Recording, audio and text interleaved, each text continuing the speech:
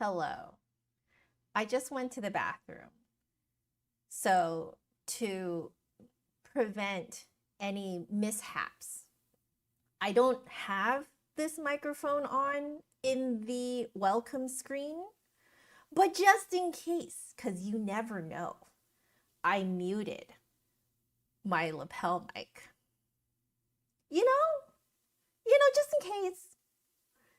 And then I forgot to unmute myself. And then looking at it, I was like, wait a second. um, how's everyone doing? I hope y'all are doing great. Hello, Lemonade. Hello, Carol, Beth, Magic Bonkichi, Phantom, Jody, Michael. Hello, all of my regulars. How are you guys doing? Einstein, Vlad, more of my regulars trickling in. How are you? Um, you guys had a boombox on the toilet to cover up the sounds of pooping. Is that right? Wow, that's quite something. Here, let me turn this on so you guys can see me taking out my flute. Still alive besides your best effort. Well, Jeremy, hello and welcome to the stream. How are you doing? I hope you are doing very well. Whoa, there goes my chat. I don't know if you guys noticed, but my chat was like hella broken. Ooh, the Californian's coming out. But my chat was hella broken at the end of my last stream. Okay, played a little bit more with my sound. I have now very slightly lowered my flute volume. And I'm going to see if I max it out again with those really high notes. So, I think ideally, I do have a limiter on it on my, okay, so I'm going to put the limiter down in terms of the release. I'm going to put it down quite far because I think the limiter, or that is, I'm putting the release lower. I think that's what I did for this microphone too. Yeah, I did. So anyway, let's see. Your infection is getting better, Michael. Okay, good, good. Jeremy, you think you haven't touched your flute for 10 years? It's okay. You're actually great company. I would say that most of my students who usually start off as my viewers tend to be people who have just picked up the flute again after like anywhere from 10 to 30 years. Maybe even more. So let's see. You have your 6-month dermatologist checkup and you're cleared for your next appointment in January 2025. All the way until next year? Congratulations. You must be doing so much better. You're more comfortable, I'm guessing. See, there you go. Vlad picked up your flute after 40 years. Are you saying you played the flute when you were 1, my dear?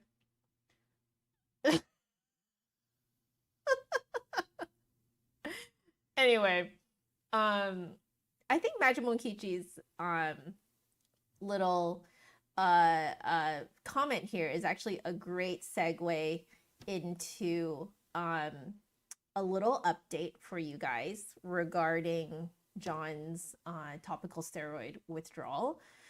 So I have planned on making like a quick update. I actually filmed a quick update video last week and I hated the audio. That's why I'm playing so much with all of this stuff, because it should use the same exact like I'm using OBS to record my videos and I hated the audio. So I need to refilm it because I can't stand it. Whoops, excuse me. I just cannot put that up onto YouTube. So I need to refilm it, but you know what? I'm just going to give you guys the update for those of you guys who are here. So John is doing better. However, there's still flares and breaks, flares and breaks. If you guys don't know what that is, topical steroid withdrawal comes in cycles. And so you will go on a flare where your skin flares up, rashes, dry skin, itchiness, elephant skin, cracking, oozing, all the good stuff. And then after a period of time, it can last anywhere from a few weeks to a few months.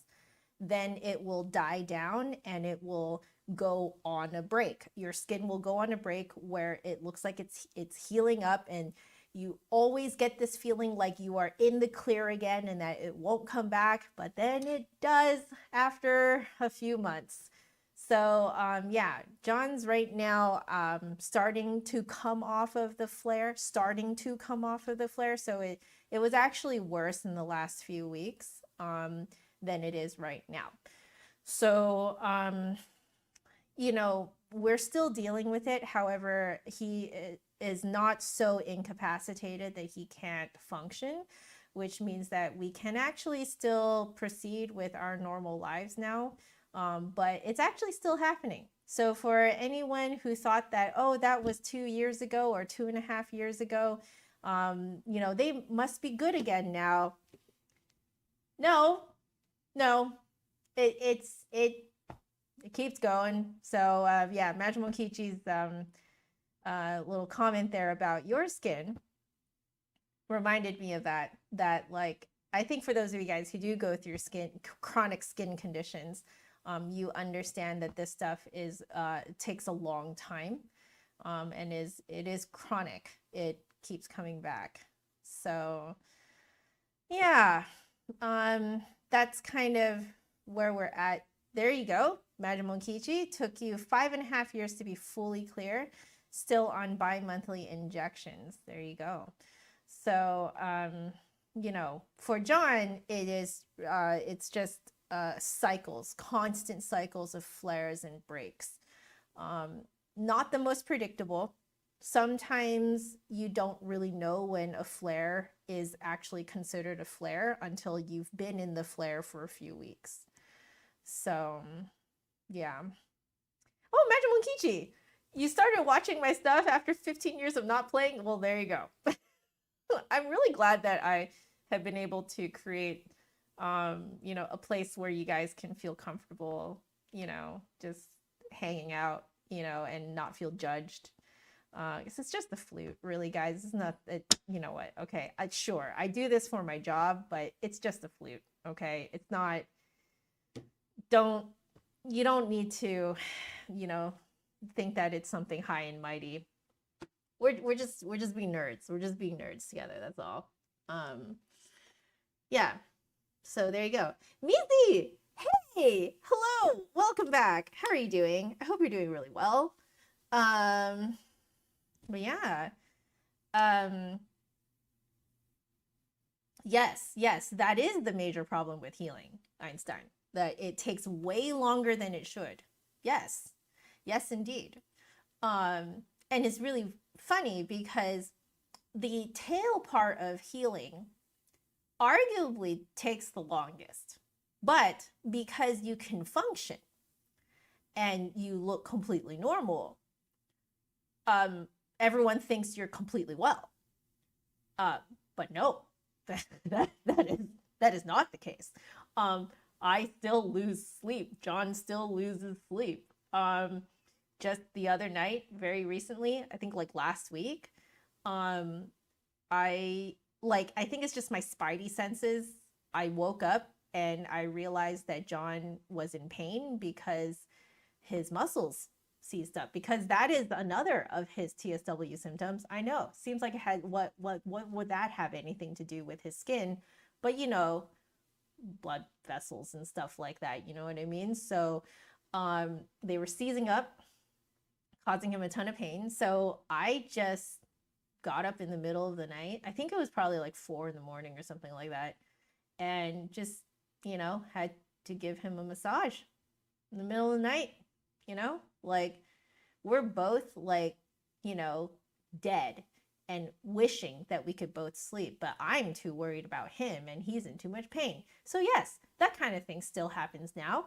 It's just better than it was before. Whereas before, he would not at all sleep until 5 or 6 a.m., sometimes 7 a.m., just not sleep the entire night. Whereas he did fall asleep before that, but he woke up in pain. It sounds bad, but it's actually better than before. That's the kind of crap we've been dealing with, Anna, hello. Welcome.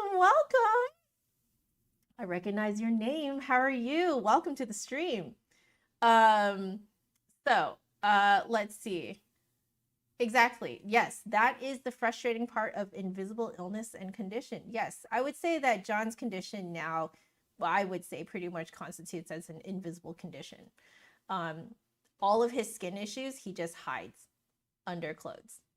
So you like looking at him, you can't tell. Most people think he looks completely fine and nothing's up. So, and I'm only telling you guys this so that you guys are aware of kind of like where I'm at as, the significant other, as the spouse, as the partner. It affects you. This is the person that I am like head over heels in love with. And, it is painful for me, for him to be suffering. So, there are still reminders. I can't get away from it. It's still happening, So, but yes, it is not only a bit better, it's actually quite a bit better.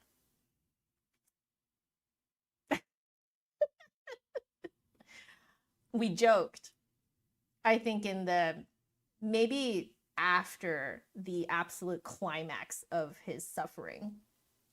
After the climax of his suffering, but he was still suffering, we at least recovered the ability to joke around. And so we started joking about how, honestly, probably having a baby is less suffering than his condition. So we're probably pretty well equipped to deal with losing sleep when we have a baby sometime. Because we don't know, right? But yeah. Oh yeah, see, imagine Mokichi knows the days of dressed like you're a beekeeper. Yeah, in summer.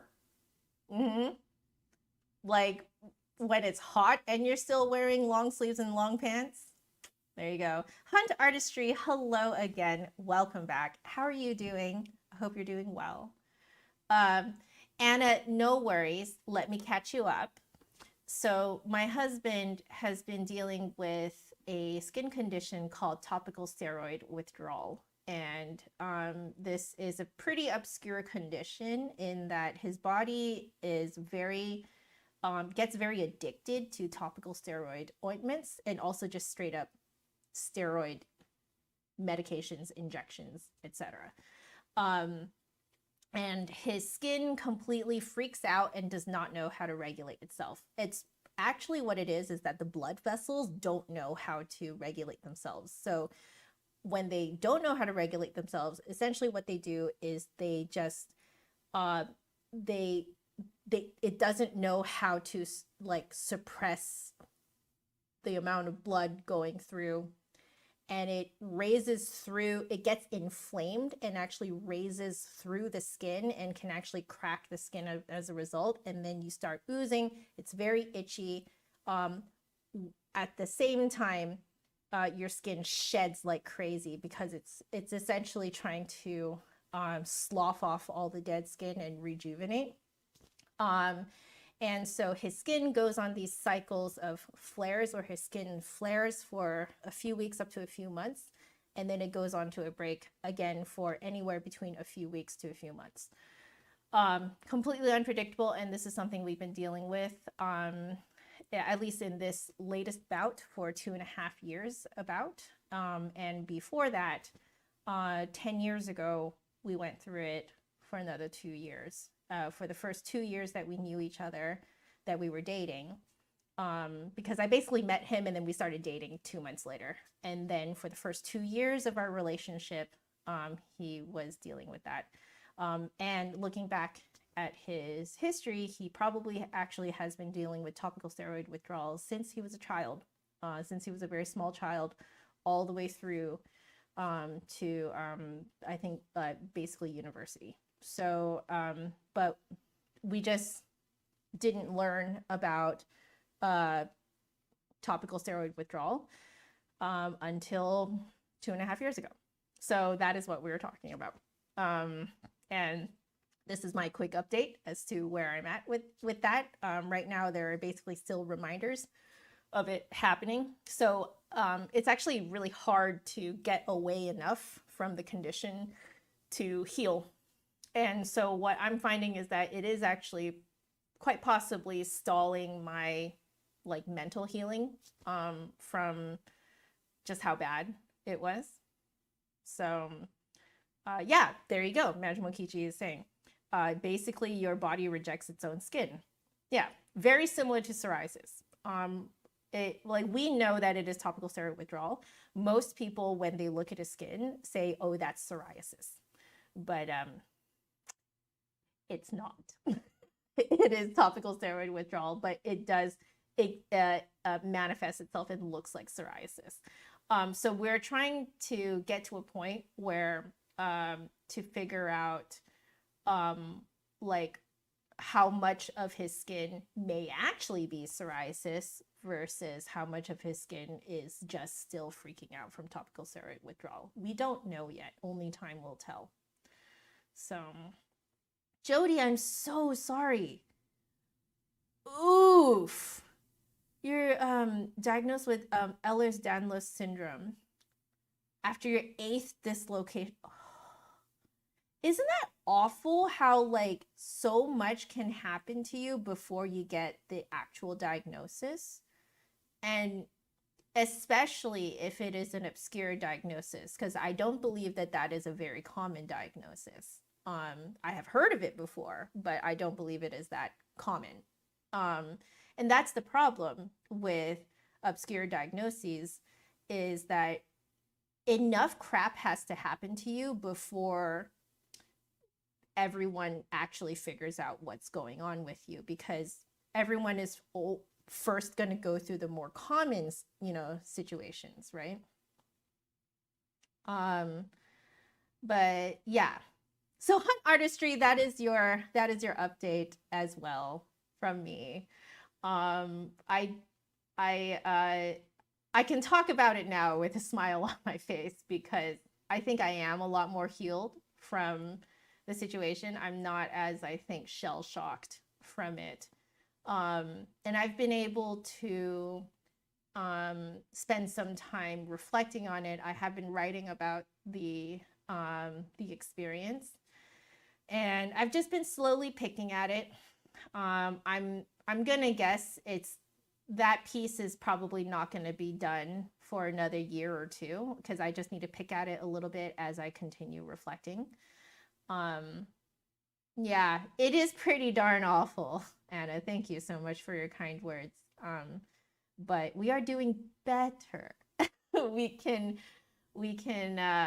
joke around, we can play video games together, we can cook together. That's a huge thing. We can cook together. Cook together all the time. We can do things together now. So yeah. We can function. We can be normal. It's just that we also have to deal with this more kind of on the back burner, I would say. Sometimes it comes through to the front when it gets really bad. But more or less we're able to live our lives now. So creative username. Hello, welcome to the stream. I do like your username.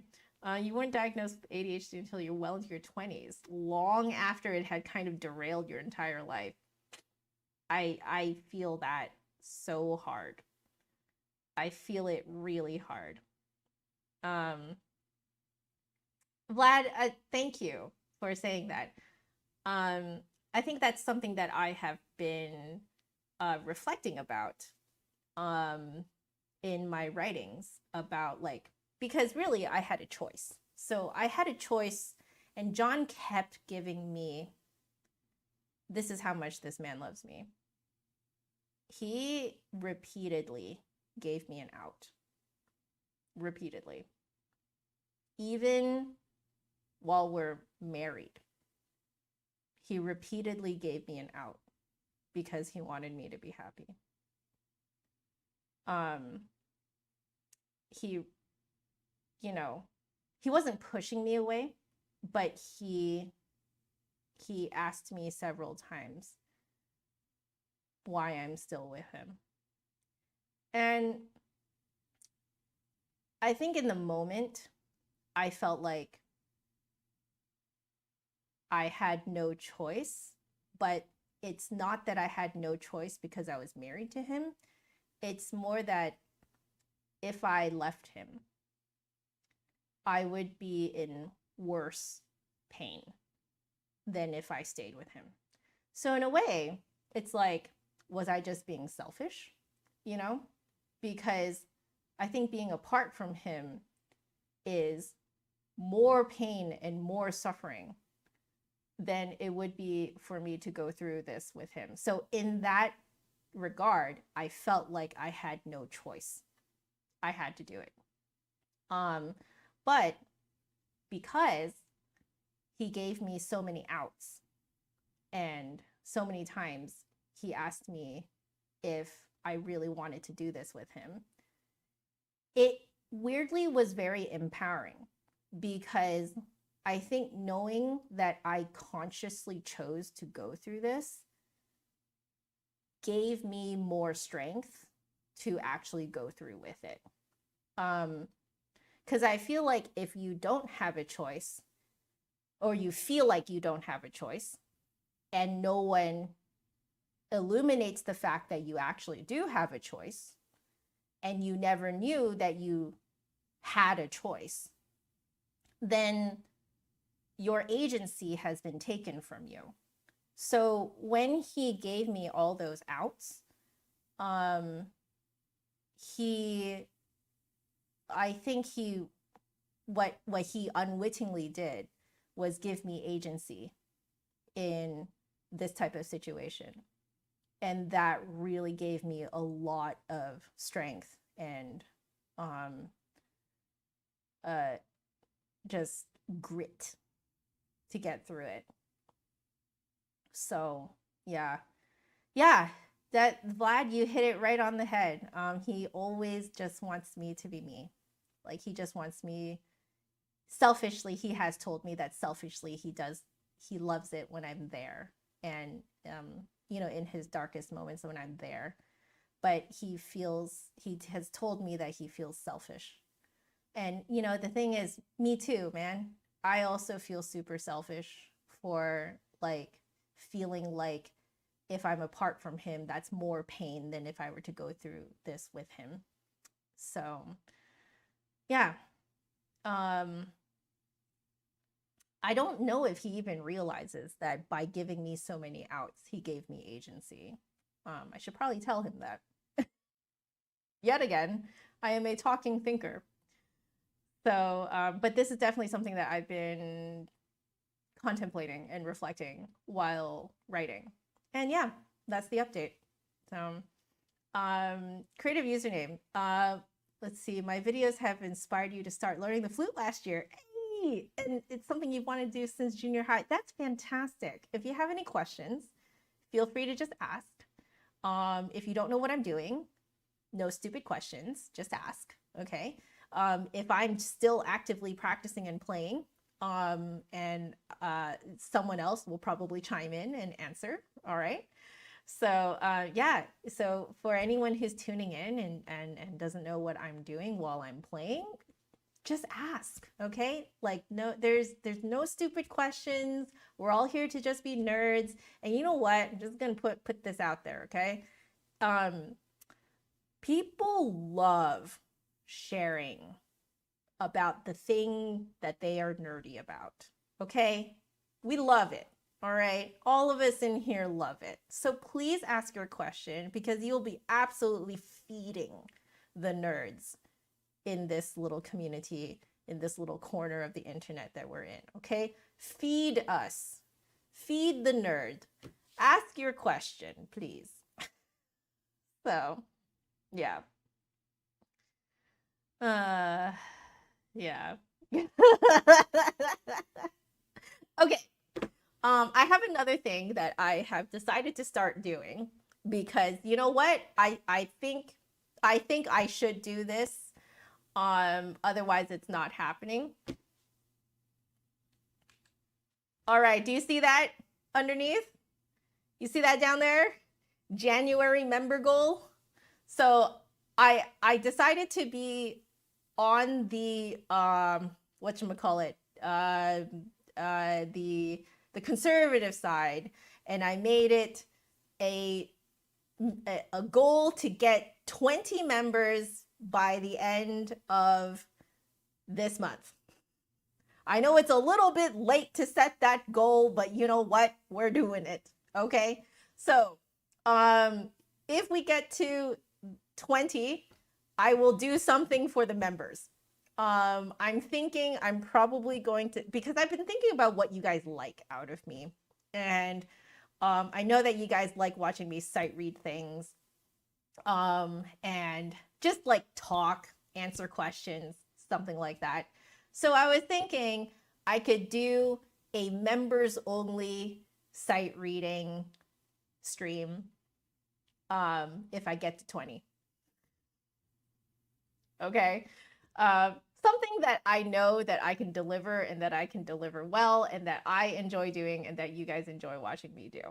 So yes, maybe I'll do the merchant dance too if I get to 20. Okay. So yeah, if you guys want to, you can click join underneath this video and it will ask you at what tier you want to join as a member. And I have to fiddle with the tier whatchamacallit, like the tier perks. I'm thinking what I will do is at the very least as a base perk, whenever I upload a video, like an actual video, I'm going to give like a 24-hour early access to my members to watch it first. So you guys can comment underneath and be like, first, okay, you know, stuff like that. You know, I think that that's only fair, that if you are paying me monthly, that you get early access to my videos. So I will essentially stall the making it public to everyone until you guys have had a chance to watch it over 24 hours. So yeah, if you guys want to get this going, then do your thing. Okay, do your thing. Gifted subs also count. So yeah, and then what I'm hoping to do is maybe every month I can up the goal by 10, something like that. Or maybe by 5. Maybe let's not be that ambitious, okay? But yeah, I decided to start this because I want to, you know, I kind of like giving you guys perks, okay? So, but I want to make sure that I'm giving guys perks that I feel like, you know, like that I can truly deliver and I can deliver well. Yeah. So there we go. Hunt artistry used to be a music major, and since you dropped that in college, you have noticed that it's hard to have the same discipline you had before when practicing. You dropped because music theory 2 kicked your butt. I feel you on that. I failed. ear training. I failed my first course in ear training. That was a rough time. I made a whole video about it. You guys can go check it out. I think it's literally called I failed music. Yeah, I failed music ear training or something like that. Any advice on getting back on track? Well, you've come to the right place, because I have developed how I practice right now. Specifically to get myself back on track. So a couple of things is, you'll notice that there is a checklist here. This checklist originally was just so that anyone who's coming into these streams randomly in the middle will know what I'm playing and can follow along, can jump right in. That is also another reason why I have this timer here. However, the side effect is that the checklist keeps me focused. It absolutely keeps me focused. Like, I can still derail and talk to you guys in the middle, but this checklist keeps me focused. I know what I'm doing next. And the way that I come up with this is by the harmonics is just a way for me to diagnose how I'm playing today. The moyis, Vlad, thank you so much for joining. Thank you so much for becoming a member. I love you. Okay, and then the moyis is tone work. So I'm going through a book, and I'm just going very slowly through the book, very methodically. Okay. So tone work, circular breathing is my fun little technique that I'm learning right now. So I stuck it right in there because I felt like it's nice to do that right after I've like gussied up my tone for the day. Then I have a little bit of technique work. Again, this is a book that you can just methodically go through it very, very slowly. And you just like, there's like a chart that tells you what to do when. So I don't have to think about it. I just follow the chart. Take out the mental labor, basically. Try to find something that will take out the mental labor. I would say that for those of you guys who are returning to the flute practice scale book. Again, I am not sponsored. I don't get commissions for it, okay? Vlad, the 12th disciple. Okay, but yeah, the flute practice scale book, the flute practice here on YouTube is fantastic. Her name is Tatiana, and she is an amazing, amazing flutist and flute teacher. And she wrote her own scale book, which you can essentially use as like a flute technique fitness routine. So she has a routine that she has written for anyone from novice to beginner, intermediate to advanced. She has created a chart for you guys to follow. From what my students tell me, it takes them approximately 15-ish minutes to practice everything, and that's all you have to do per day. It's really great. And then I have my repertoire, and then I have my fun thing. So this keeps me on track even if I derail. The timer also keeps me on track, especially because I can see it counting down. I notice that it keeps me focused, and like I won't like my my focus does not like I won't be working on one thing and then try and work on another thing for too long and stuff like that. So having the timer count down is really awesome.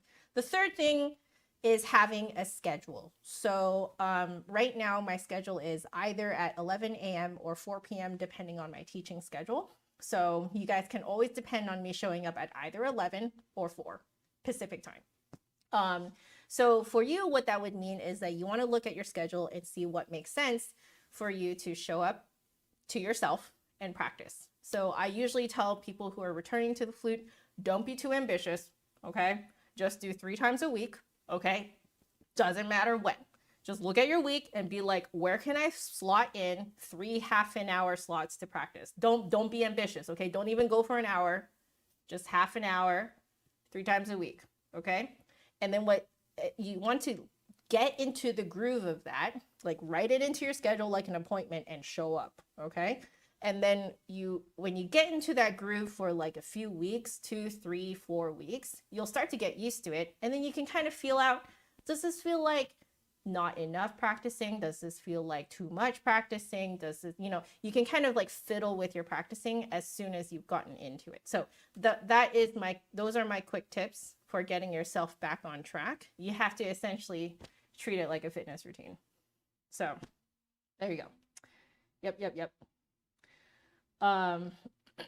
You have a bad day practice list, Phantom. That's fantastic. That's a good idea. I like that idea. Yeah. Tribal Flute, hello and welcome to the stream. Okay, so with all that said and done, there you go. Okay, if you guys get to this goal here, okay, I will I'll do a member only sight reading stream. Okay, like I'll probably get you guys to submit what things you want me to sight read, and I'll sight read them for you on stream, just for the members. Now, however, if the members, okay, are feeling generous, what I could do is only take sight reading requests from members and then do a sight reading stream for everyone. Okay, but that's up to you. I'll ask you guys later. Okay, let's start practicing. Whew. Let me grab all of my petals. So many petals. Oh no, it's fine. I thought I killed this. No, I didn't. I'm fine. Okay. I'm going to make sure this is muted. Let's make sure that this petal works. Yes, it does. Perfect. Okay, so we'll leave that there. And it is time to start the timer. Here we go. Yeah, so you guys keep talking. I'm going to start practicing, and I'll kind of like, you know, catch up with the chat a little bit between things. Here we go. Let's go.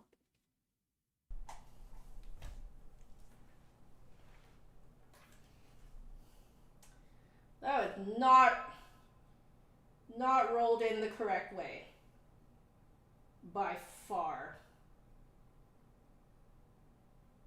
Okay. There we go.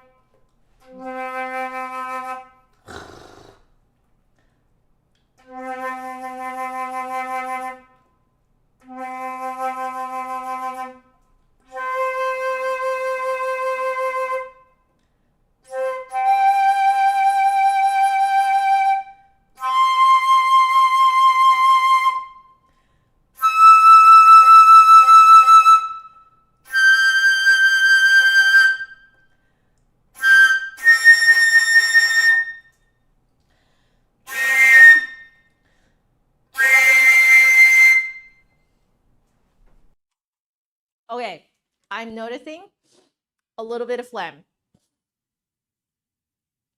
Oh, okay. So that means that I need to, I think, maybe keep everything dropped a little bit, because I think I might be like constricting myself.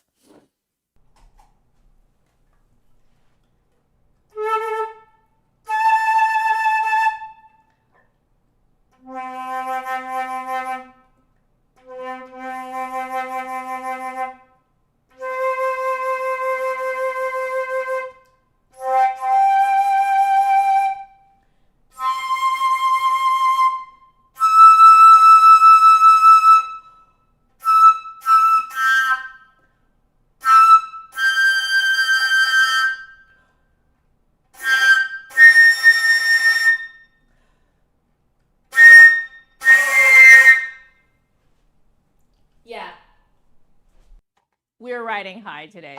I can feel it too.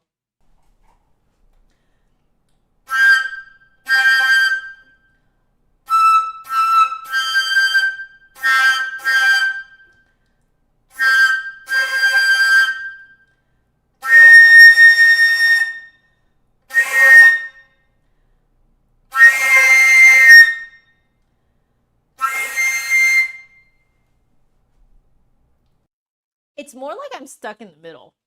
I think I'm stuck in the like middle register. I need to like be able to, I don't have a lot of flexibility today. I think that's what it is.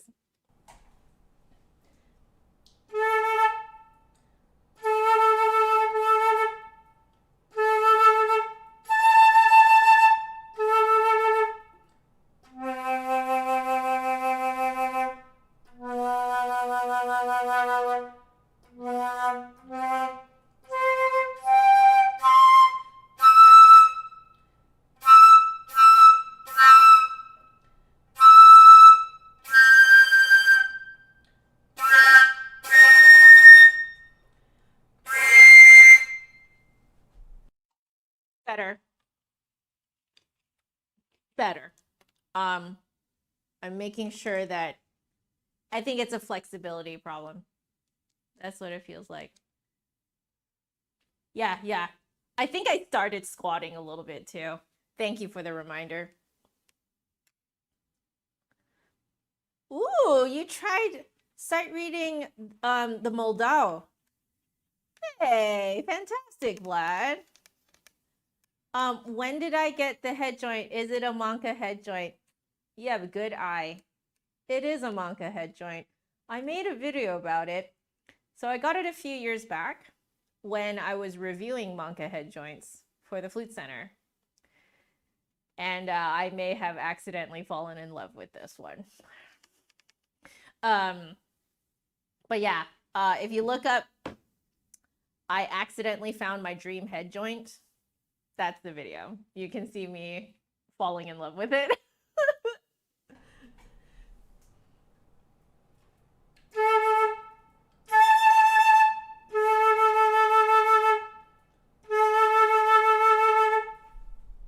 All right, so I can feel that, like, I think it's my jaw is tight today.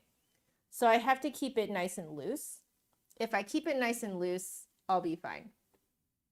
So, this is a perfect exercise for this, actually. We are doing the third articulation, which is we're jumping from every other note to middle register C sharp. And we're just going to C sharp just because that is what number 9 is in this exercise. Oh, okay.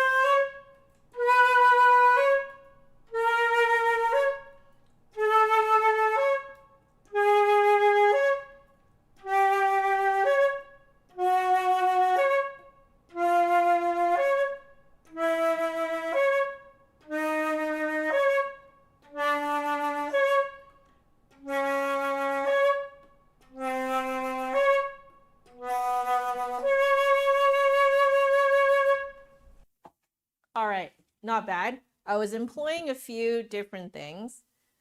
I could feel myself starting to pinch my lips the higher I went. So yesterday we figured out that I need to make sure that my embouchure is nice and like relaxed for those really high notes. And those came out a lot better when I just kind of like let them loose a little bit. And then I'm still fighting it. When I go down, I can feel my jaw trying to retract inward. So I had to counteract it by like feeling like I was actually jutting my jaw out. When really, I'm going to guess I'm not actually jutting my jaw out. I'm just counteracting the movement of my jaw drawing inward. So it feels like I'm jutting it out, but I'm really just keeping it still and allowing the that point of resonance in my mouth for those low notes to stay up in front, because that's what we need. So I'm not mad about that. I think we're going to leave it. So since I'm not mad about it, I'm going to indulge, and I will now do it as written, which is the fourth articulation. So as written is everything slurred. So I should have some fun with this. Blind guy, hello. Welcome back. How are you doing? Let's see. Ooh, guys are talking about flutes. Well, I'm glad you guys are talking about flutes. You like this one, Fun Artistry? You tried this one? Man, I'm partial to this one. Oh, still dying without your flute since Monday, getting its COA. Oh, I'm sorry. Oh, I feel you. I feel you. For low notes. Oh, right. I have to keep the larynx dropped. I think that's a good point. That will, I think, help keep the jaw out too. Good. Okay. Thank you. All right, as written.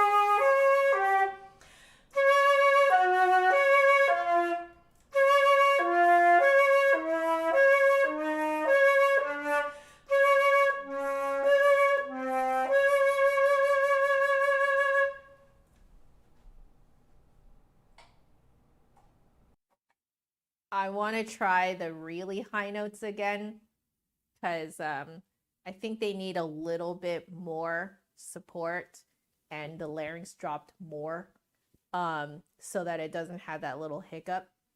And the low notes are okay. I wish they were richer though. So I think what I'm going to do is just play the low notes by themselves and then play it as written.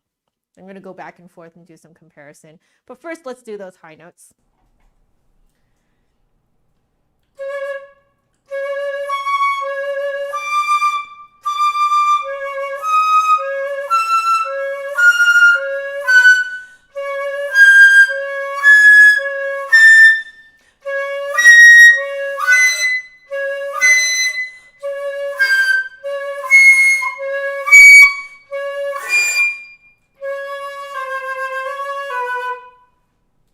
Now just the low notes by themselves.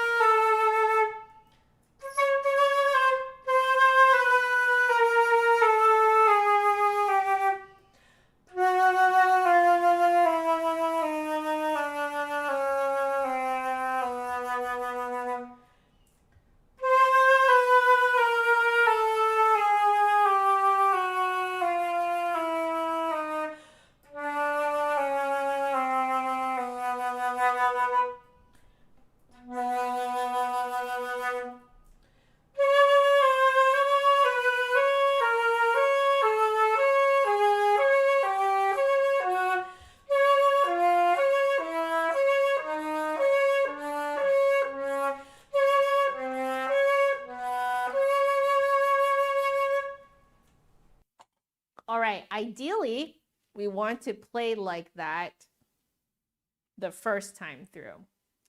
I'm at least getting to it faster than before with that. I like that tone quality in the low notes there. Yeah. Yeah, did you notice my visualization up top got better after I made a mistake? Okay.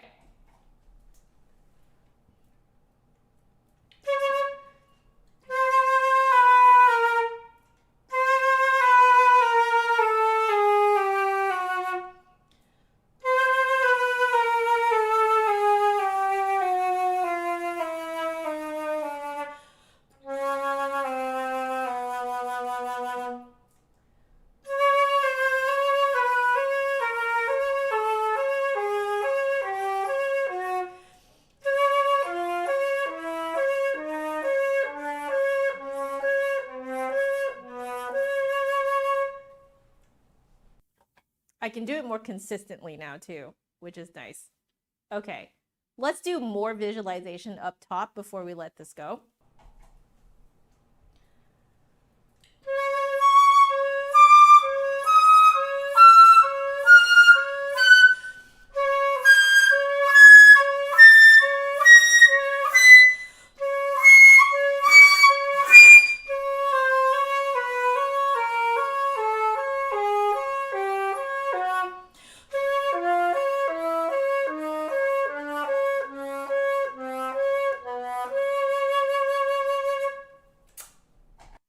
With a little extra bonus.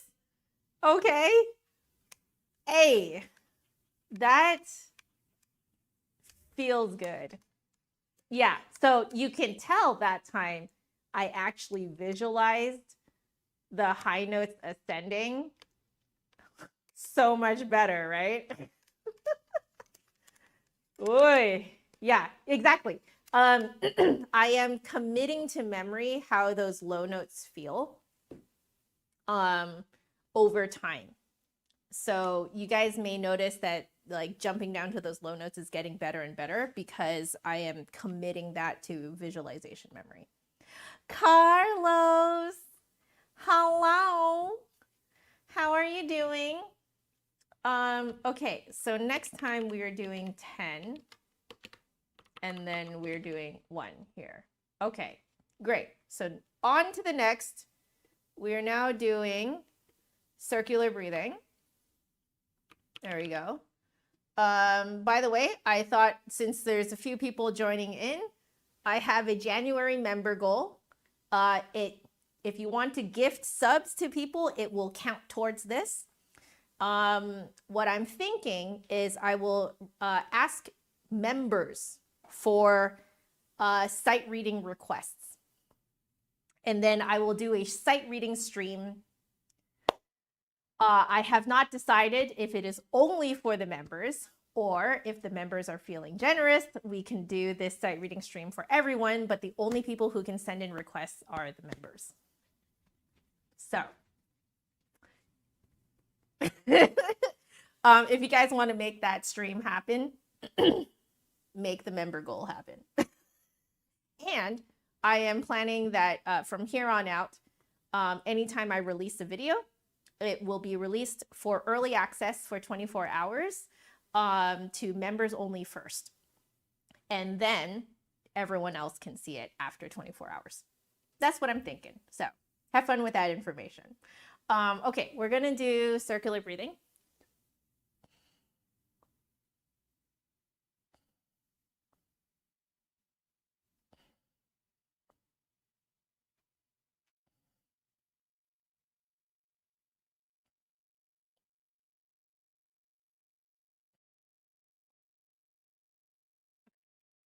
Let's try it on the flute.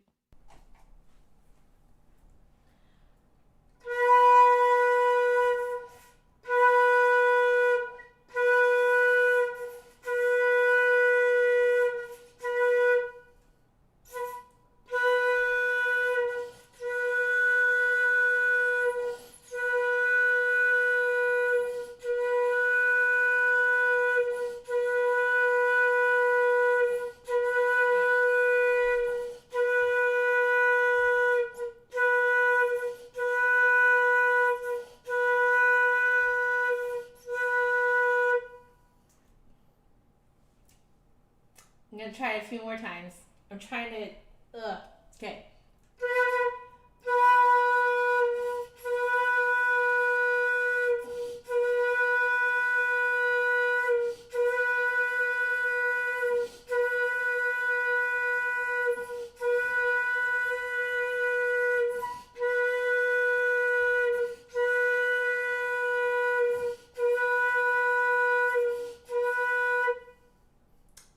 Okay, let's see what happens if I trill.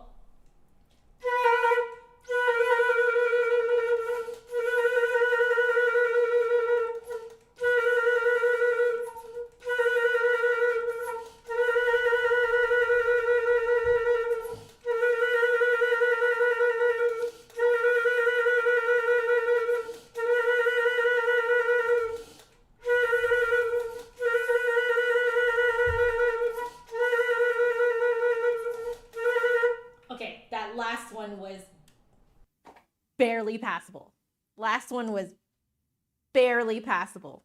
I'm noticing I'm more snorting than inhaling today. So I'm making an executive decision to just leave it today. I don't want to practice snorting. And I think it has something to do with the fact that I got some phlegm back there that I didn't notice until I started practicing. So we're just gonna leave it. We're gonna leave it. Enjoy your lurk, Carlos. I do enjoy the random Jello being thrown around again. Yeah, if you guys want to have a food fight, like a virtual food fight, you can throw Jello at each other. So you can put ! Jello and then whoever's name, and my bot will help you throw some color Jello at someone.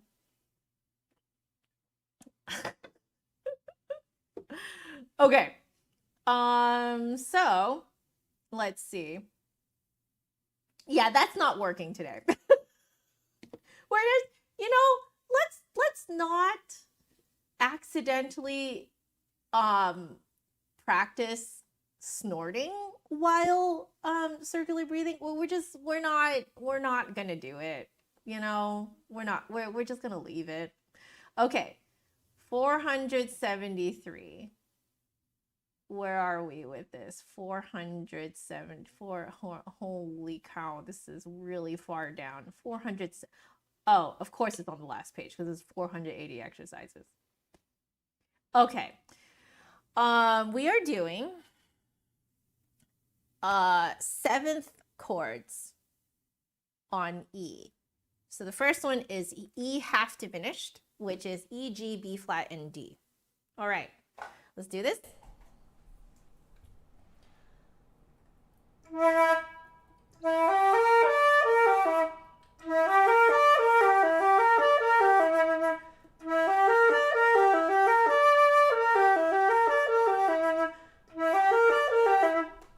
Okay, so I think what's really going to come in handy here is what Sean the flutist mentioned last week. So on Friday, Sean the flutist here in the chat, not right now, right here, but is often in the chat.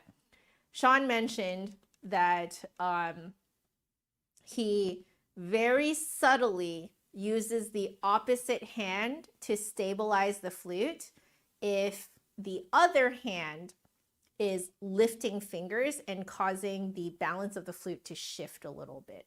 You can just very subtly, you're not really putting actually that much more weight on, but you're just very subtly, you're just stabilizing the flute with the fingers of the opposite hand. And it just keeps the flute from wobbling. And I can tell that this is going to be very useful here. So let's try it.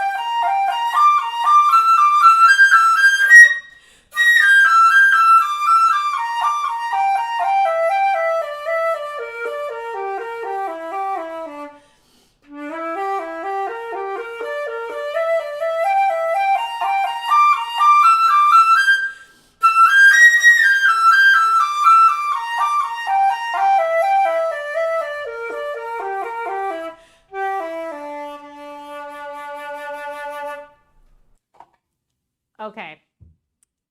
The one thing that I really don't like is the, I can hear the blips between my G and B flat because I am challenging myself to use long B flat and not thumb B flat. So I'm going to practice a little bit going between G and B flat and see if I can kind of iron that out a little bit.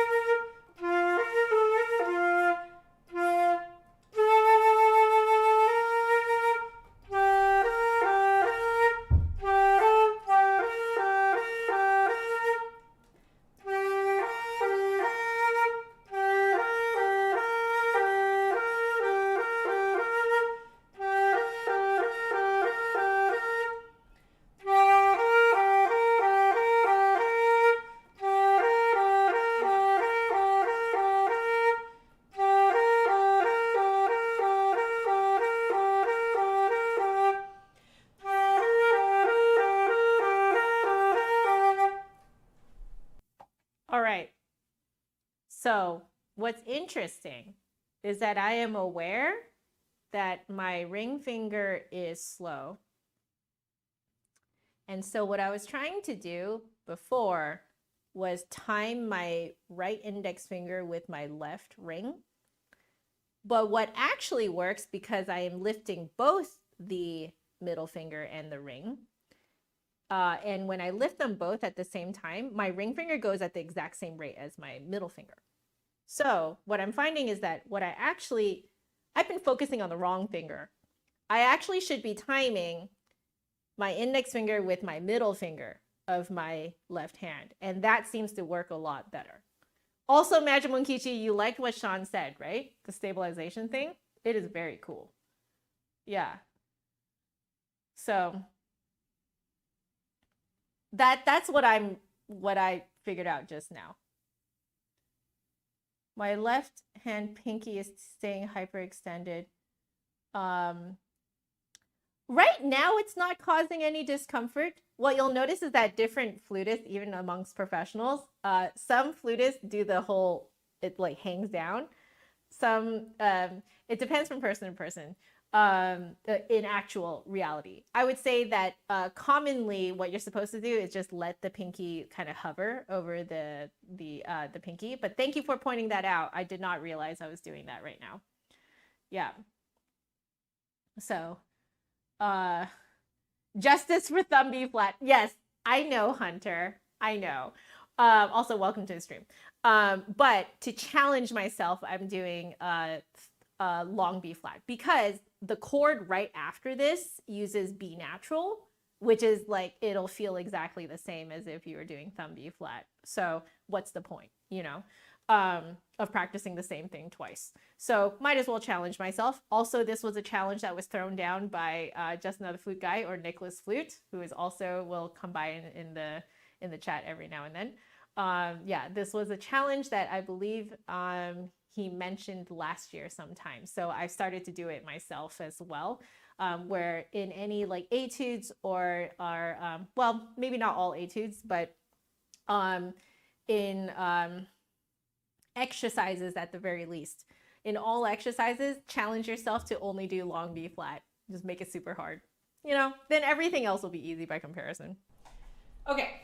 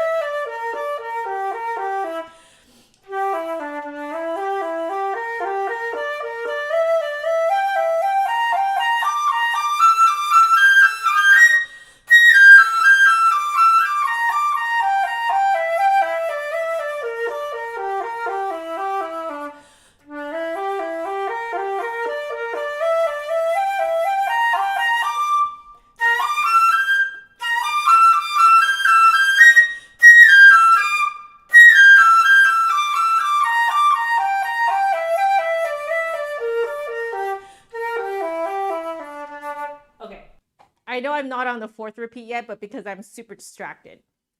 Ascending, that works.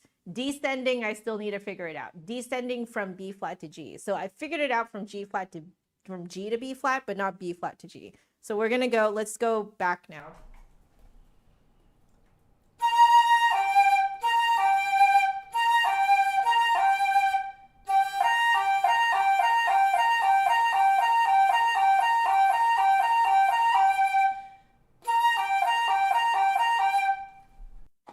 It's the same thing, but in reverse. But because it's in reverse, it feels a little bit different. So I have to focus on timing again.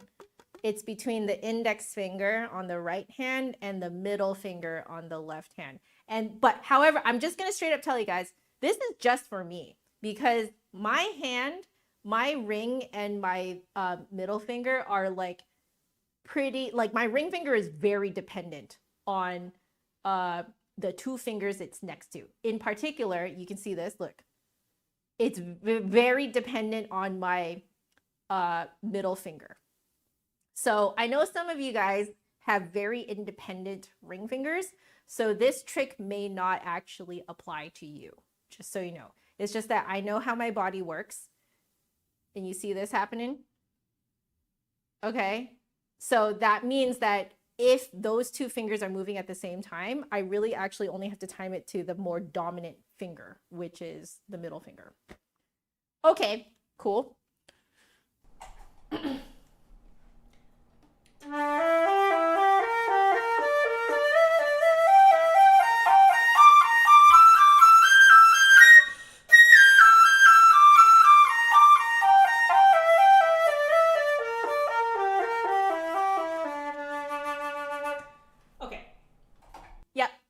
That works. Cool. I've never actually figured that out before, so I'm very happy to actually figure that out.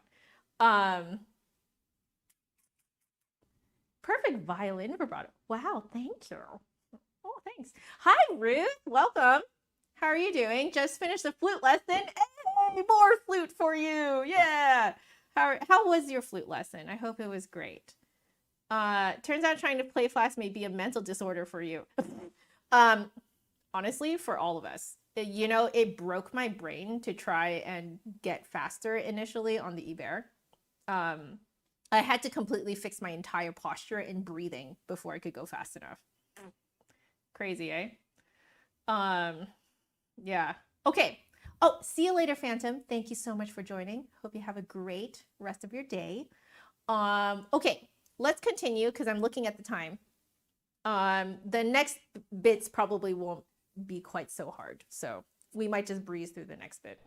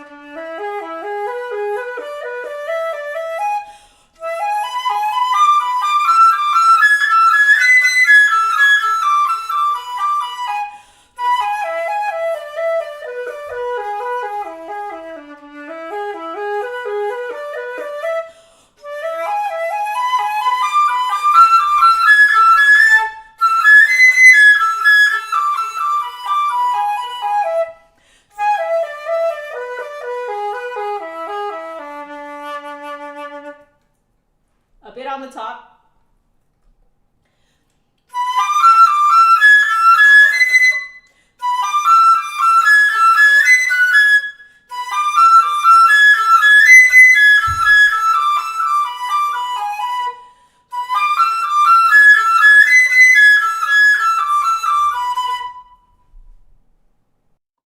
All right, I never noticed how unstable my right hand is when I play up to the B.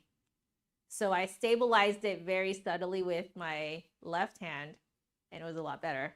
So we'll do it one more time.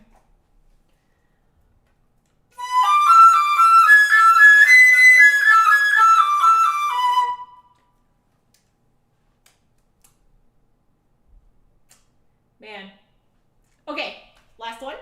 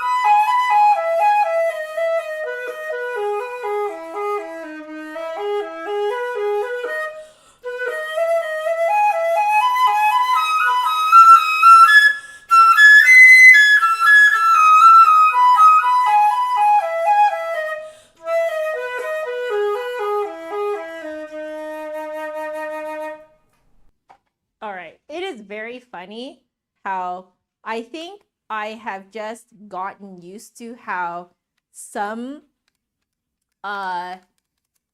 interval changes and some fingerings just feel unstable. And I've just gotten used to the fact that it feels unstable, and it is taking my brain a second to realize I don't have to be used to it and I can fix it by stabilizing it.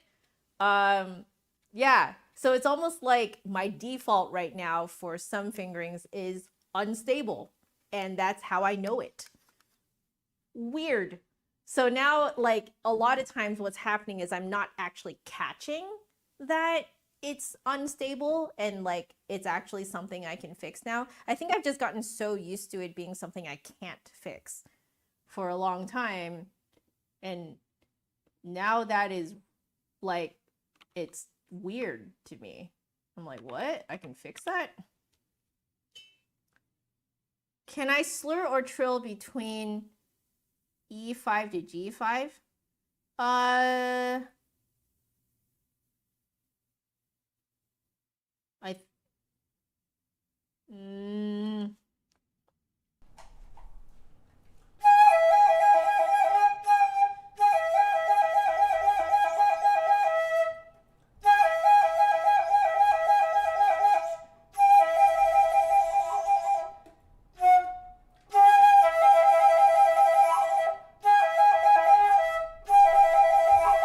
I think if you're going fast enough, you can just do the pinky. I think. Yeah. I'm curious about that too. You know what? Detour. If you guys want to look it up, I will give you this site. Please donate to this guy so he keeps this site up, because it, in my opinion, is one of the best flute fingering websites, and he does have a trill, like a tremolo fingering chart. So if we go to the tremolo fingering chart, go to the second octave, let's see what he says for E to G sharp. That's exactly what I ended up doing, is you just hold E and you wiggle the left pinky. Okay, done with the detour. Let's do Ibert. Ibert. We haven't done the beginning of this in a hot second. It's been a while, but we will try it. Okay, here we go.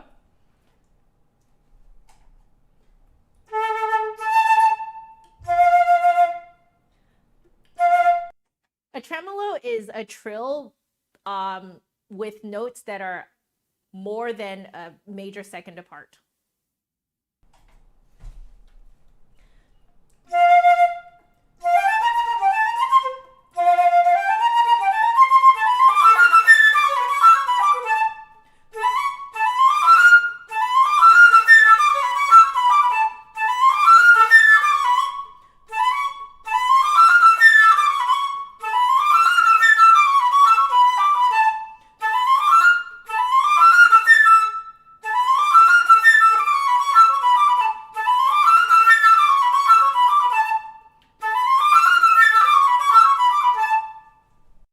Okay, the reason why I was doing that a few times was because I'm feeling out the stabilization.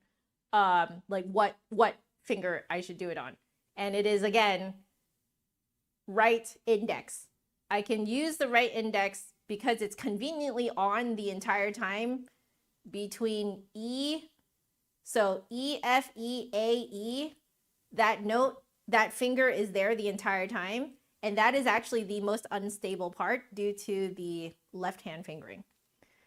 So I have never felt it that stable before, and it feels weird to me. So I need to do it a few times, I think.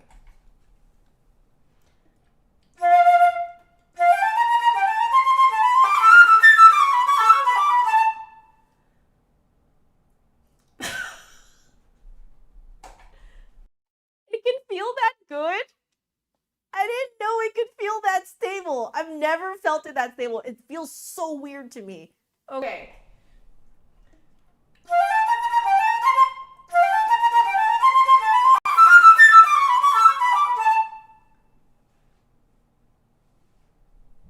Disgusting.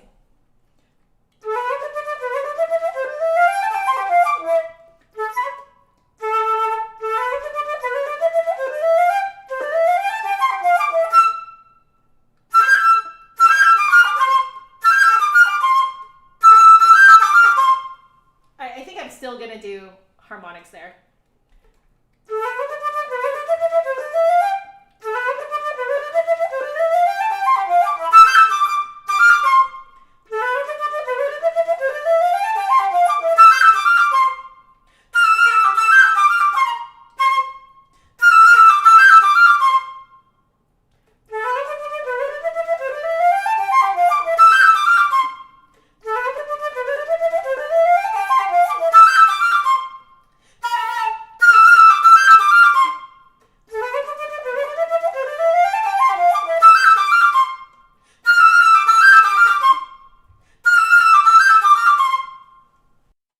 Okay, a few things were, just to explain the repetition, I was feeling out the stabilization thing. But the other thing too is that there is a random middle register E right before those high notes pop up. And we have been working on that in the last week and a half. I remembered a trick from Nicholas Flute's professor, which is to aim your air a little lower than you think it should be and put a little bit more power behind the note too, a little bit more support, and it'll come out every time. And I think that's the cleanest it's ever come out before. So yeah, and I can use, conveniently, I can use those two fingers to stabilize the flute too. The right, middle, index and middle. Okay, cool, cool, cool, cool, cool.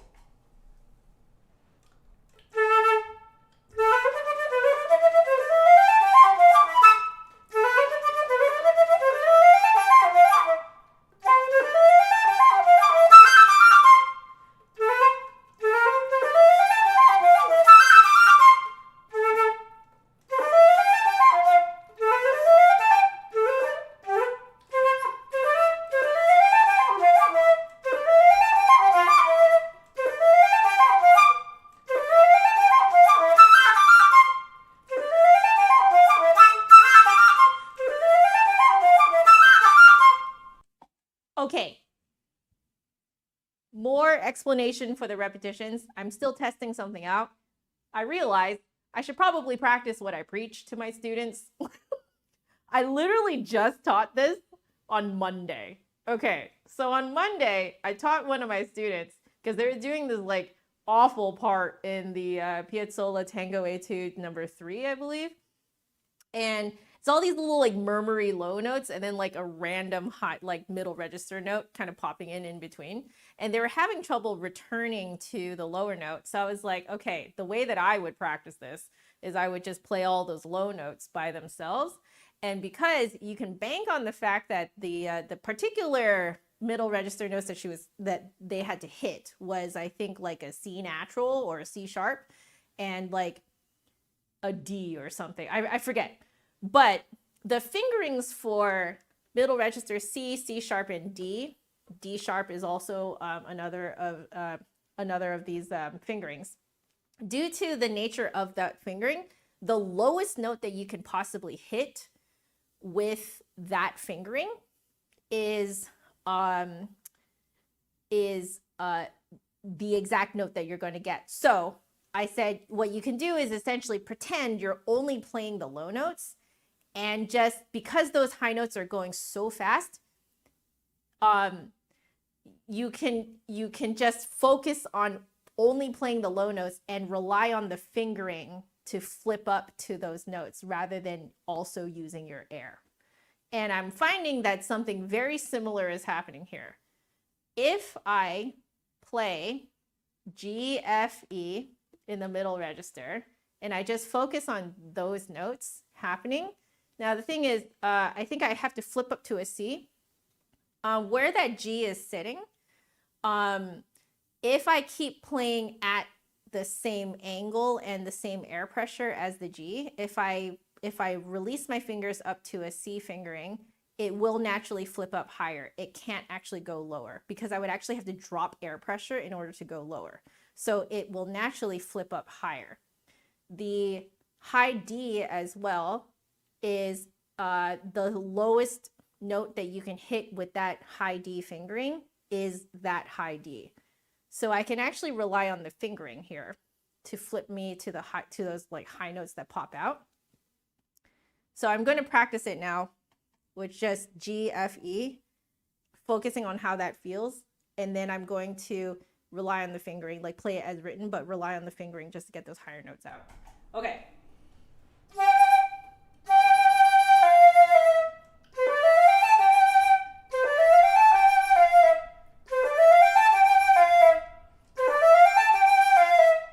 You have to aim lower for the E.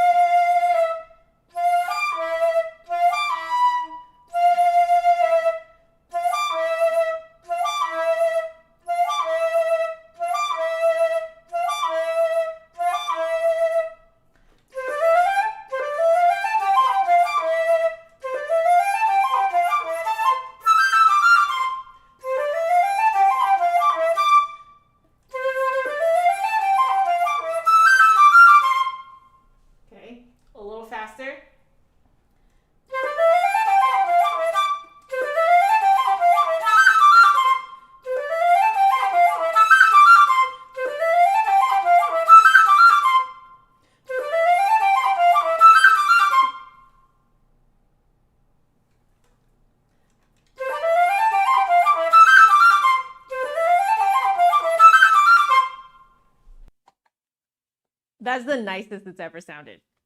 It's never sounded that good before. You know, turns out when you practice what you preach, it works.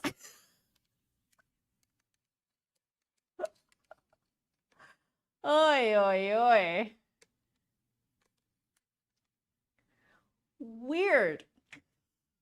Okay.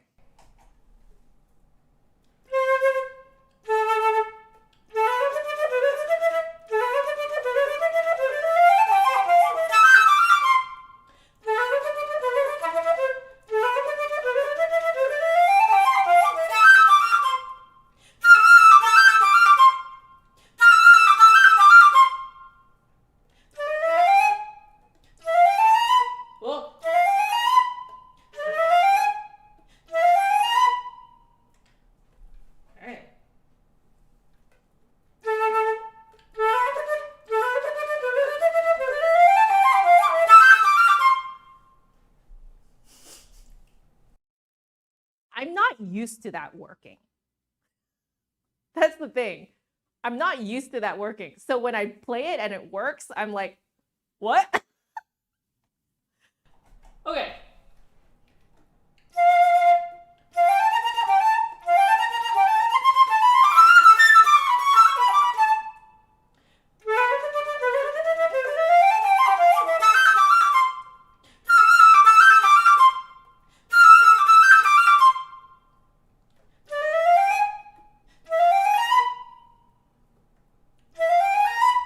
Okay, that always sounds wrong to me, but I did do it correctly. Okay, next section.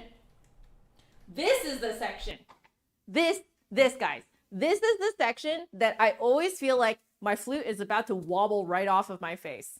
So we're gonna do quite a bit of, I think, repetitions here and there for me to like have some time to figure out where and which fingers I need to use to stabilize the flute.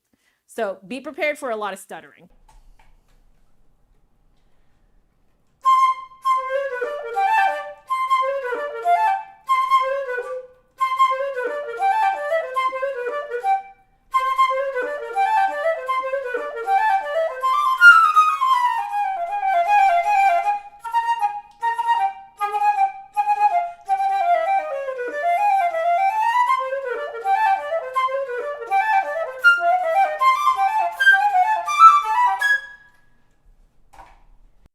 It's the same finger is this one. This is like, it acts as like such a convenient like middle point to stabilize the flute. It's this finger. I'm gonna do it again.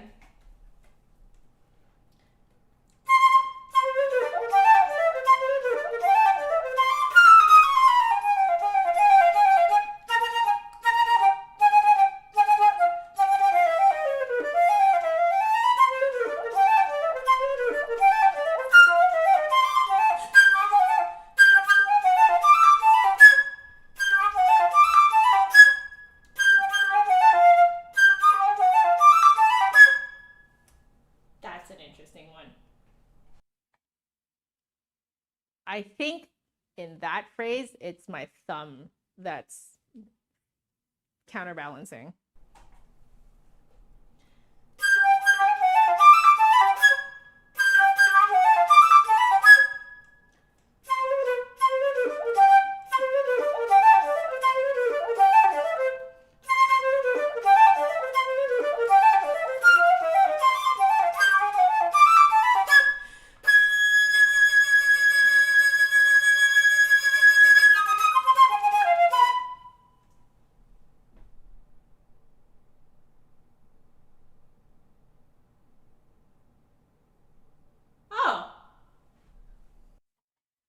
Thank you for the feedback, Mizi. I think it needs to go a hair faster though. But I mean, right now we're still figuring out all the stabilization stuff. So like, it's good to not go crazy fast right now.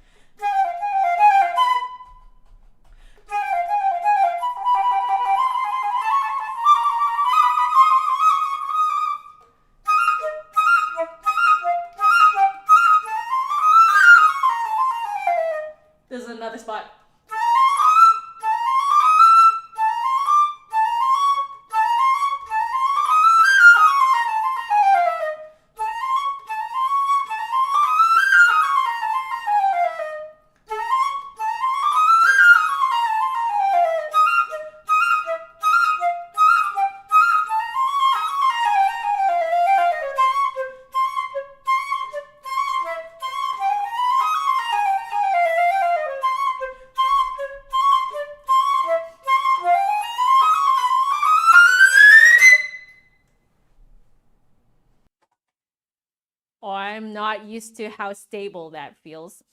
So what I'm finding is that if no fingers are down besides the pinky on the right hand, my thumb is the one that's stabilizing the flute.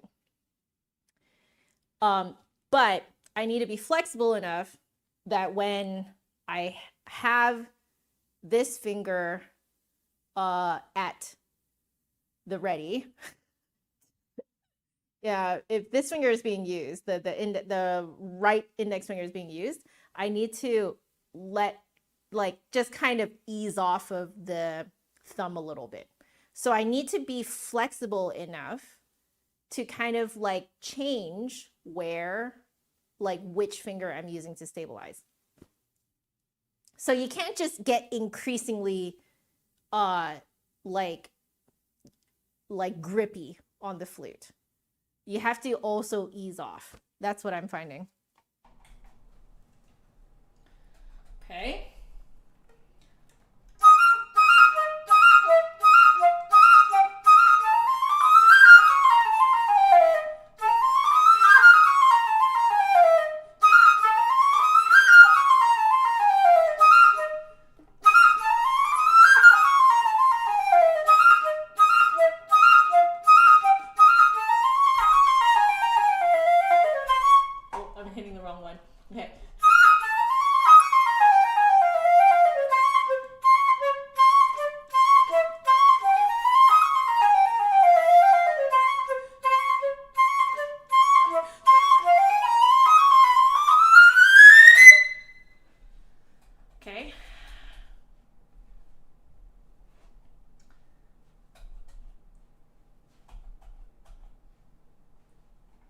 For fun, I want to try this just a hair faster.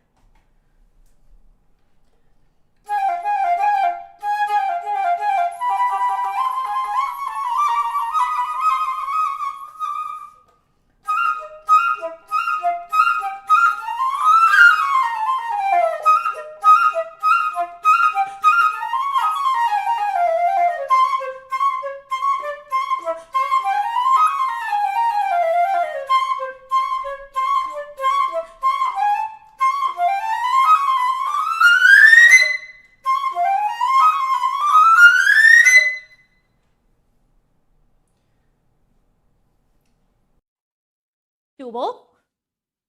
I think that is practicable. I just kind of want a little bit of a trial of like, is this actually useful? I think it is. That is the most stable I have ever felt it. I'm also going to try the section before it faster as well.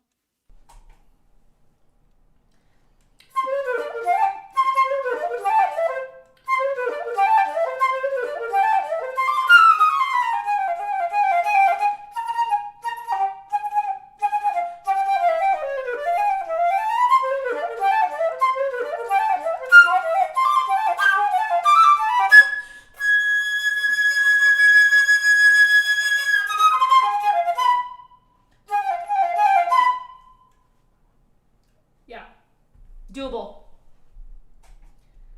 I think that it can be even more stable, I feel. I think it can be even more stable, but more crisp. But I'm still getting used to the stability feel. Yeah, it's very rushed. I'm just pushing it to see like, does this still work if it's insanely fast? And yes, it is. It is. It does still work insanely fast. Okay, we're gonna pick up where we left off here next time. So we're gonna go from Q46. There we go. Okay. Oh, we also need to update the moyis. So we are doing 126. Okay. Okay, 126. There. Save that. Okay. Let's end off the stream with Rapid as Wildfires.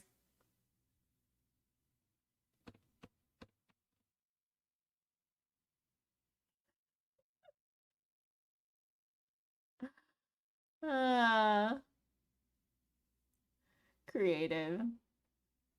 You and Vlad. Your lip fight. I'm gonna go back. You guys look like you had a great time. You guys are so funny. Okay. We're gonna end off the stream with a little bit of Genshin, and then we will sign off for today. It's a good session. Figured some stuff out. I'm really happy with the progress. Okay. So we'll do.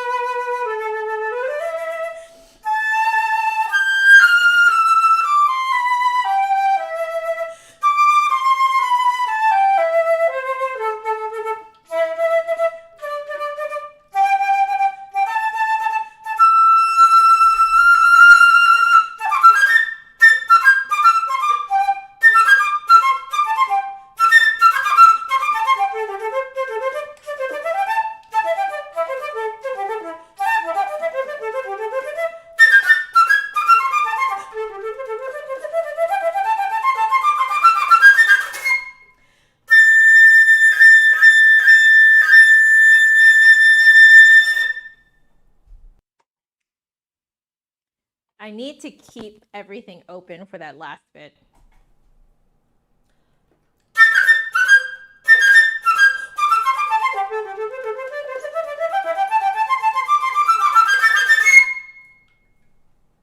Okay. There it is. That was it. That was it.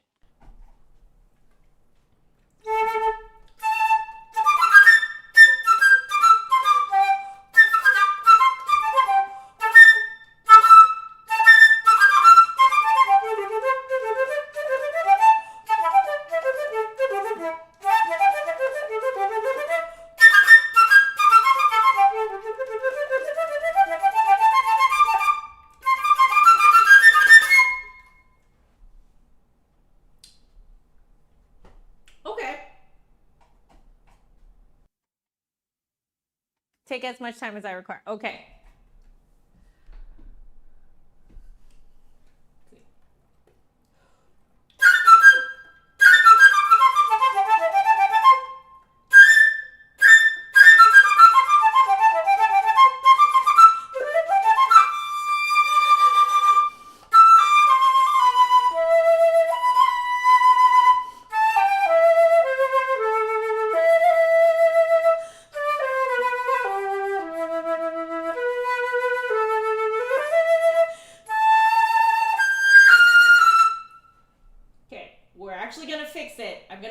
Those low notes.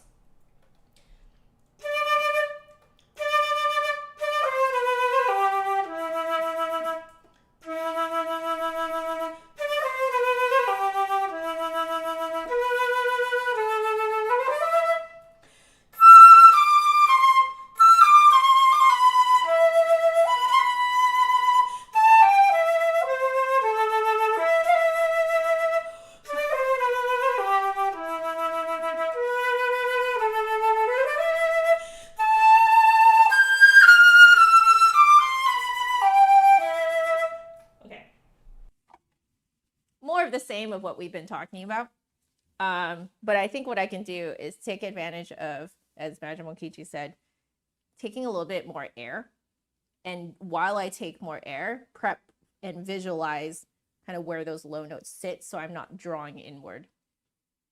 That's another reason to take your time while breathing. You can kind of like reset and visualize ahead of yourself a little bit. I just took a look at the time and I really need to go, so I will start cleaning up. Let's start cleaning up. So just wanted to say a special thank you to Vlad for becoming a member today. Thank you very much. Every little bit helps. So I was watching some other streamers and I was like, man, that is so fun. You know what's the fun part, of meeting a member goal is making the streamer do something that you want to see them do. So I was like, I want to do that with you guys because I know that you guys want to see me do some things again. And I do know that a lot of you guys still ask me to sight read things, but the requests for the sight reading got way out of hand. So I'm thinking that this is a great way to do the thing. So do that sight reading stream without things getting way out of hand. Now, if I end up with a ton of members, then that will be a problem for later. Okay, let's clean up. Hopefully my chat doesn't break. Okay, chat didn't break. Good job. So here we go. Let's clean up. It broke yesterday. I was so sad. I kind of switched over and I was like, wait a second, where did my chat go? Yes, 101 on how to clean your, well, you don't have to do what I'm doing right now. Right now I'm using a flute flag to clean my flute. I just like doing this because it's a great kind of first pass through, and it doesn't absolutely drench the heck out of my my swabs. So, and I do wash this every week. Okay, wash it every week. Yep. Yeah. So taking the slow breaths when you can. So like anytime you see like a quarter rest or something like that, don't take a really fast breath. Take the entire time to take a breath. Not that I was necessarily doing a great job of that just now, but still learning to practice what I preach. You're so welcome, Anna. It's just so fun to have you guys around. I was just, because I've been looking back at my streams, both on Twitch and here on YouTube, and I've been really asking myself, what makes my good streams good? And I realized it's really just when I let myself just be myself. When I let myself just talk and say whatever I want and, like have a good time. And I think before I was somewhat preventing myself from talking so much. And I just realized that I have been sabotaging myself, really. When I watch streams and when like my husband watch streams, we're really watching for the personality. We love listening and watching watching streams where honestly, like, we don't just want to watch like video gameplay.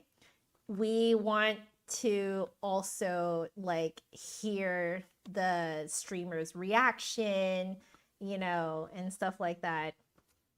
And it's just so much more engaging when the streamer talks. So I was like, well, I mean, I've been preventing myself from talking as much because I feel like, I should be practicing. But then again, I think all it was just like, it's the whole holdover from my practice anxiety that was making me think that I should not be talking so much when I'm practicing. But like, come on, why are you guys watching this stream? You guys are watching the stream to hear my thoughts, So yeah, I just realized I was sabotaging myself. Yeah, exactly. Like, I did a lot of reflecting lately. I would say from starting in December and then through January, been watching my favorite streamers, watching I know this sounds so stupid, but I have actually been watching my own streams just to see what I can improve and like what works, what doesn't work, etc. And yeah, I was just like, yeah, the best streams are the ones where I talk. So yeah, and those are my favorite streams when I consume content. So gossip plus music equals life. I like it. Um, yeah, thank you, Mizi. I enjoy explaining what I'm experiencing and what I think is a good solution and why. And like part of it is selfish because I I'm a talking thinker, so I organize my thoughts the best when I talk it out loud. And so this is just so good for my fluting. Oh, oh, hunt artistry. I totally get it. I get it. You know, when the pandemic started, I was so self-conscious of practicing with Hubs at home. Like he's home now too, so he heard all of this. And in fact, he actually sometimes tunes into these streams. Sometimes he's lurking, and y'all don't know that he's actually watching what you guys are saying, and what I'm saying. But yeah, I was so nervous for a while, and then after a while, I think it's just like I did it enough times that I realized that nothing adverse happened to me. And so I think my brain stopped thinking of it as like a fight or flight type of like unknown threat kind of thing. Yeah. And then I just realized that it's totally fine. So part of it is like you almost have to treat it like getting used to performing. You have to do it often enough. You have to practice knowing that other people can hear you often enough for you to train your brain to know that it's not a threat. Because currently, essentially, your brain is telling you that other people listening to you practice is a threat. And you need to give it enough data for it to know that it's not a threat, you know? So, yes, Ninja Hubs. This is why y'all call him Ninja Hubs, because he will lurk. Sometimes he will like come in and give me like a coffee or a tea or something, and he just leaves, you know? Or he like comes into the chat for a little bit and then he just leaves, you know? Ninja Hubs.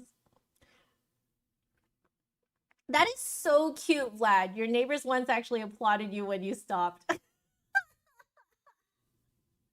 sure if it's because of how you played or if you or it's because you stopped. You know what? You take it. You take it. You know what? Life's too short.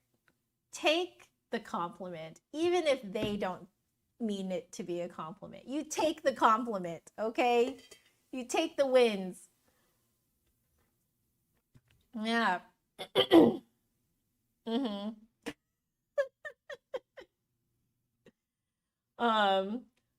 Interesting, creative. You've been practicing in an abandoned office at work, but turns out pretty much everyone can hear you. It is actually surprising how loud a flute is. A flute is very loud. You guys know I actually turned down the gain on my flute microphones, and I still managed to max them out on the highest notes. But I find that if I lower it too much to the point where the highest notes won't max out the microphone, the rest of the flute playing is too soft. So, you know, maybe I'll get better microphones in the future that can like handle the loud louds and the soft softs, and you know, I don't know. I don't really want to equalize my flute playing because I want you guys to hear kind of like a very real representation of how I play, you know? So if it's going to be equalized, that's for an actual audio engineer to deal with. Yep. Okay. It's almost 6 p.m. here, so I need to take my leave and have some dinner with Hubs. So yeah, I just want to say thank you all so much for joining me today. Y'all are so, so funny and so sweet to each other. And I just want to encourage you guys to continue being good to each other, continue being kind, continue being funny, bringing laughter to just like what we do here, just being nerds about the flute. I think sometimes, and I take myself in with this as well, okay, I include myself in this. Sometimes we take ourselves too seriously, okay, and we need to let that go. All right, life is too short to take yourself too seriously. So I encourage you guys to continue being hilarious with each other, but also being kind and good. Take care of yourselves because there is no music without the musician. I love you all so very, very, very much. Stay happy, healthy, and safe. And I will see you guys tomorrow. All right? Laters, everyone. Bye.